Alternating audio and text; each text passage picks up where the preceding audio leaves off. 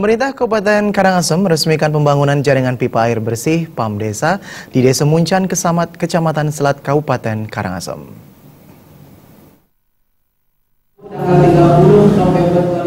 Bupati Karangasem dalam sambutan yang dibacakan oleh staf ahli bidang pemerintahan Puspa Kumari menyampaikan kegiatan ini sejalan dengan komitmen pemerintah Indonesia untuk mencapai 100% akses masyarakat terhadap air minum yang aman dan sanitasi yang layak secara berkelanjutan pada tahun 2019 atau disebut juga dengan Universal Access.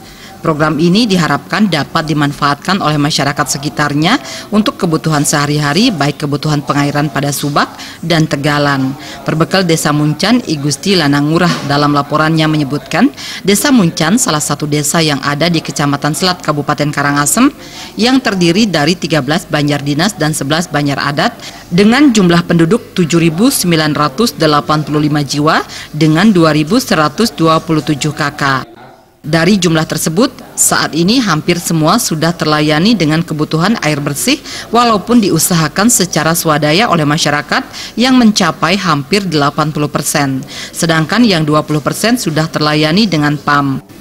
Daerah Kabupaten Karangasem dengan kondisi jaringan perpipaan yang dibangun sejak tahun 1978 melalui program CARE yang ada di Desa Muncan, sampai saat ini sudah banyak yang rusak sehingga sebagian masyarakat yang ada di wilayah Banjardinas, khususnya di Banjardinas Kawan, Gede, Pemuhunan, dan Muncan tidak mendapatkan pasokan air yang lancar serta pengelolaannya kurang tertib dan profesional dengan tidak menggunakan sistem water meter.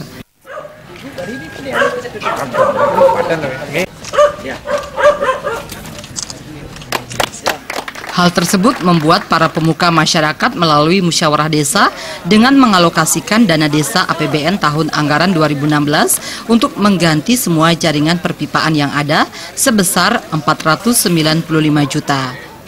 Dan dana tersebut selebihnya digunakan untuk pembangunan infrastruktur lainnya.